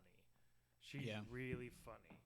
Like she does these things like what a girl's hair means, you know, and goes through each one like and like kind of hits you real fast with some humor, you know, like kind of thing. Or she does this thing called she'll get drunk and then go do something. So she took like an art sculpting class. You know, but most of the time she's just sitting at a table and she's kind of ranting or talking about something, and she's funny. Right. Well, this led to finding other people who do this who are not as funny. They're not as funny. They think they're being funny. They think they're funnier, right? Yeah. Or she'll play video games. Yeah. With her brother, and she's just not a gamer, but she's sitting there making fun of it the whole time. Right. You know, and of course, dudes like us think that shit's kind of hilarious. You know? But you have these people who do that, and they're just not funny. No. Not funny at all. Like this stripper girl, I found one of her videos where she was talking about being a sugar daddy, having a sugar daddy, and I was listening to it, and you know, and I'm thinking like, okay, your story's funny, but you're not funny. Right. Like, this is like the storyteller's not good. Yeah. Like, this is actually a funny story, you know, but you're not funny. Yeah. Well, that's a shame. Do you have anything that you watch on YouTube like you seek out, you know? No, the only thing that I've been watching lately like on chicks YouTube. With dicks or anything like that? You know? I've gotten over my hermaphrodites. No scat? No scat. The only thing that I've been watching lately, I'll watch like for some reason bands still make music videos, which is weird. So YouTube's the new MTV. Right. So I watch those every once in a while. I watch a lot of bloopers. I watch a lot of things that make me laugh, and that's the majority of what I watch on YouTube. CollegeHumor.com. I love that stuff. No, I don't. I haven't been to College Humor in years and years. I just find bloopers. Or Funny or Die. It's just like College Humor. Yeah. You know? I haven't been to that side either in a long time, but yeah, just bloopers. I mean, I just love to laugh. Like, I love watching news bloopers. Vine, there's like Vine video compilations. Yeah. You know, Vines are like 6 seconds long, so there's like half an hour of like Vine video compilations that are incredible. Like, there's people out there that probably make money off of Vines because they know how to do it. Auto tune the news. Yeah, shit like that. Yeah, that's what I watch. Yeah, and what's funny is that you have people who have made careers out of YouTube. People get paid money, lots of money. I didn't know this. When I was working at Amazon. This dude was like, "Yeah, I got to go home and play this game for YouTube and blah blah blah." He's like, "I make about $2,000 a month." I'm like, "Then what the fuck are you working at Amazon for?" Playing video games. Just playing video games and like reviewing games or some shit. I don't know what the hell he did, but I was like, why are you working at Amazon? Well, I found out some of these pedal demoers, these amateur ones, they do it to get free pedals. Well, sure. I can understand that. Like, you know, that's why I say that some are better than others, because like the really good ones, when I say amateur, I mean like they're not a company or anything like that. It's like me getting a pedal going, all right, here you go. A really good 15-minute video, you know, demonstrating the pedal, you know, and these are the people who are probably getting to keep it. You know, right. For doing it. Yeah. Like, and I've actually thought about that. Like, I could get a lot of cool gear if I, you know. But oh crap, I actually have to be good at that. Right. It's like, could Tama send me some drums? But can I get that? Do the demonstration of that Neil Peart right signature drum kit. Could I get a Vic Firth sponsorship? No. Yeah, you know, and that's why the YouTube for me is like that. I'll watch the but I also like the comedy, the funny crap, or the funny everyday crap. Like you say, like bloopers and stuff. Like I remember a while back when YouTube. Do you remember when YouTube? It was called something else, and it was you could post 30-second videos. Something before YouTube? Yeah.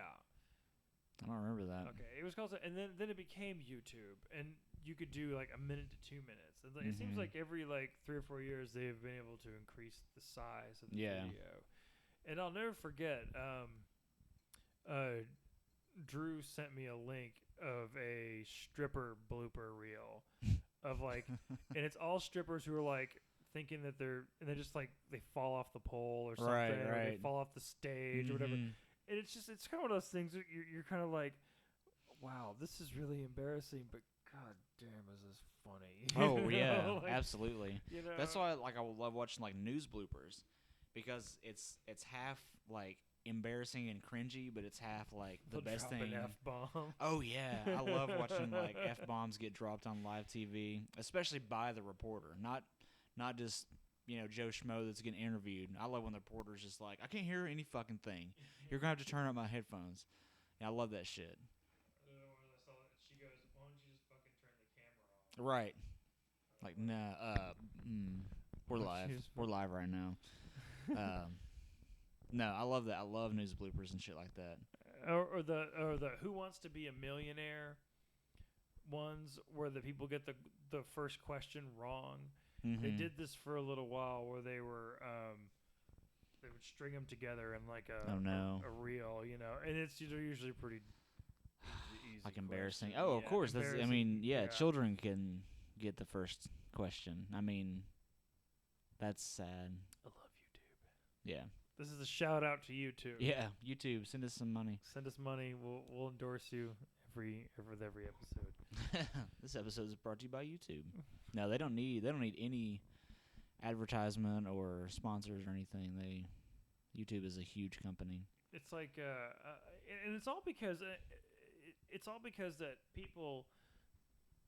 It's something that we've always needed. YouTube is something that we've always needed. Yeah. It's just another file sharing thing. Yeah.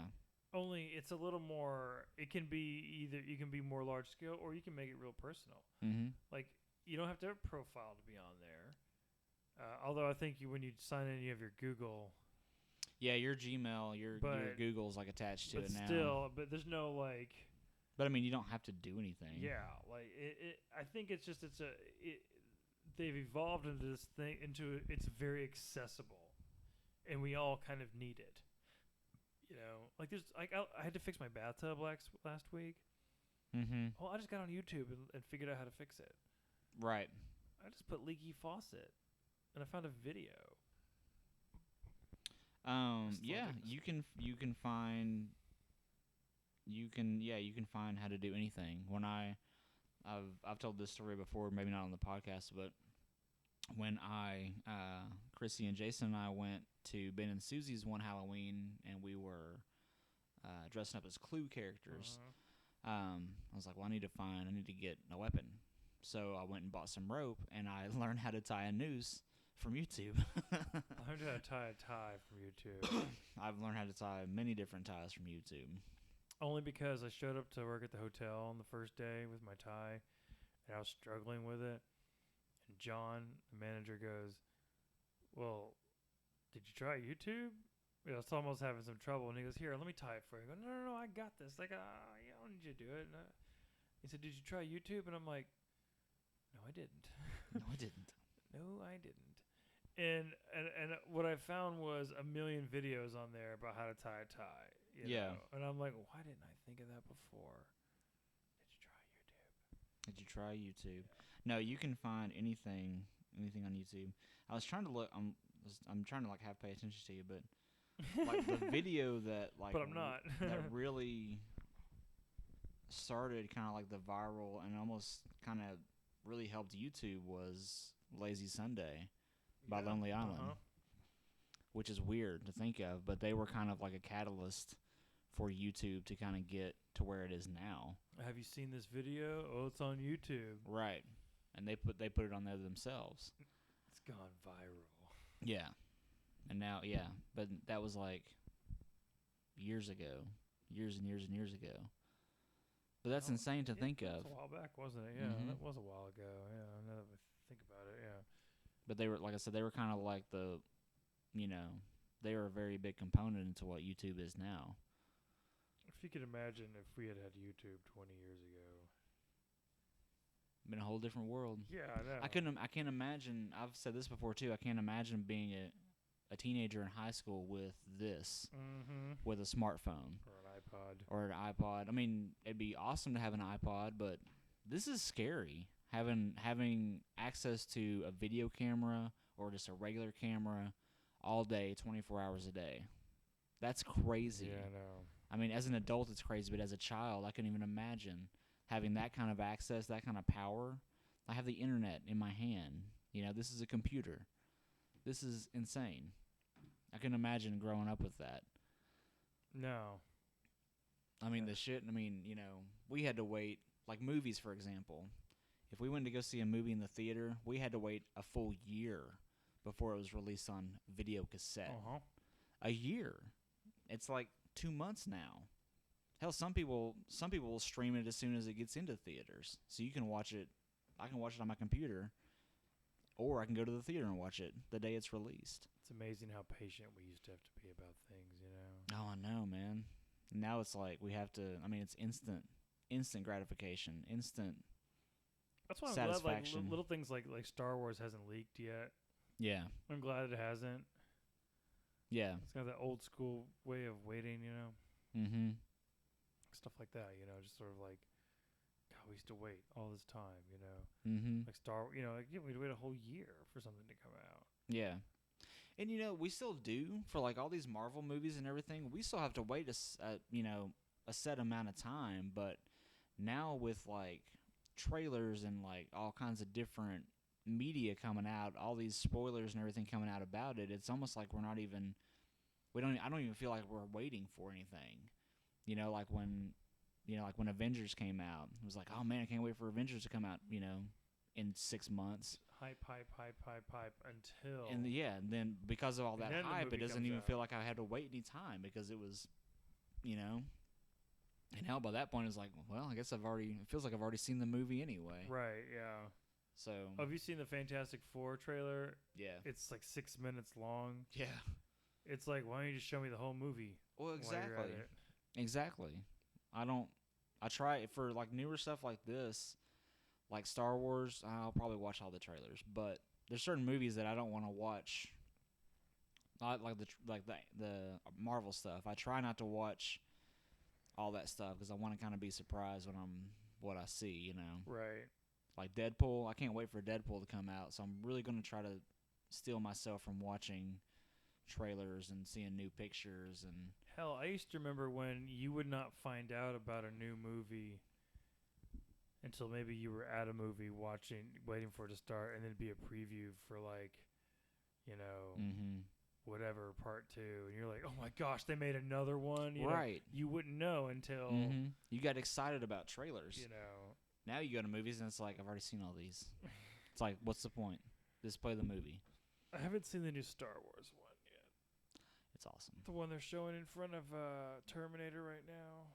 They showed it in front of Ant-Man. I went to go see it at IMAX and got to see it in 3D. It was pretty awesome. I can't fucking wait. Speaking of Star Wars, and I hate to for our listeners, I'm gonna go ahead and try to make plans with Josh right now. Okay, so just if you want to quit listening, go right ahead. But we're gonna make plans to see Star Wars right now. So, okay. Are you interested in seeing it at midnight? Yeah. On the day it comes out. They're already talking about showing shows on that Thursday. So if you're listening and you want to join us. What do you want to do? Do you want to just go all out and go IMAX, or do you want to? You just want to go to Roxy and do it up there? I'd like to do IMAX. I would like to do IMAX too. I would because of the space aspect. I'll probably have to go to work right afterwards. So it's gonna be right there. But because of the space aspect, like I've now seen 2 space movies in IMAX, Gravity and Interstellar, and they're just space is amazing in IMAX because it's so huge. Yeah. So I say we do that. Yeah, I think I say once we find out when tickets go on sale, We need to get them immediately because that shit's gonna sell quick. I was hoping to take the next day off, but like I figured, fuck it. If I have to go to work right after the movie, I'll go to work right after the movie. But it'll be worth it. It's new Star Wars. Just load up on popcorn and root beer, and I'll be good to go. That's right. And I was telling the wife. I said that I'm gonna take. I'm gonna take Charlotte to see it. I'm gonna take Charlotte to see it. I don't know if she sat through Frozen and she sat through Cars, the other one. My parents took her to the movie theater already. I haven't. Yeah. And she'll sit through certain things if it's animated. I don't know if she'll sit through this. I'm not quite sure. But we've already watched the first movie. And it takes us like 2 tries to get through all of it. Yeah. And Ian gets really excited when I say we're going to watch Star Wars. He'll go, yay, Star Wars, you know. And then he gets like, we get 15, 20 minutes out of him. Yeah. He's only 2. Oh, yeah. You know. So part of me is kind of hoping that maybe after the movie comes out, after maybe it's been out for about a month or 2, I will take them to see it. Yeah. And well, shouldn't wait that long because it probably won't be in theaters anymore. Probably just be a couple of weeks. Because I want the satisfaction of knowing that I took my kids to see this movie. And so, actually, my parents were here the other day, and I was telling them this, and Dad's like, you know, just go watch the first 30 minutes, you know, and then they won't remember it anyway, you know. Right. And it's like, hey, it does have a point, you know. But I'd be thinking like, but I want to watch the rest of the movie. Yeah. It's like it's Star Wars. Well, that's why I'm gonna go see it before. Right. You know? Yeah. And then, but my original idea was like, well, I'll just take them to the drive-in. Oh yeah. Yeah. That'd be great. But the drive-in's not open in the winter, so. No, never mind. Maybe they'll show the drive-in in the summertime. Next summer. Yeah. Maybe They'll still show it. I mean, because like that's a primo drive-in movie. If you ask hell me. yeah. You know, like, I don't see how you would not show that at the drive-in. Right. Something to think about. Mm-hmm. Anywho, so we're gonna go see Star Wars. Yep. And I think this is it. I think this is it's a great place to end it for this episode. This is episode 7. This is episode 7. This is episode 7. And we're ending talking about episode 7. Yeah. That's pretty cool. Yeah. Even though this is listed as episode 6, this is actually episode 7. Okay. We're gonna call it that. Well, because the other one just says podcast 1. Well, no, the very first file says podcast, and then the next one says podcast 1. Right. So Right. Gotcha. It's the prequel, so anyway. Yeah. So I guess this is the end. My only friend. Yeah, and you guys have a good. I don't know. We'll try to do this again very soon, and we'll have this uploaded sooner than later. Yes, that is in the works. So very much in the works. But thank you for listening, and we will conversate later. You know what they're always saying? They're always saying. Always talking about something. Always talking about something. Till next time. Bye-bye.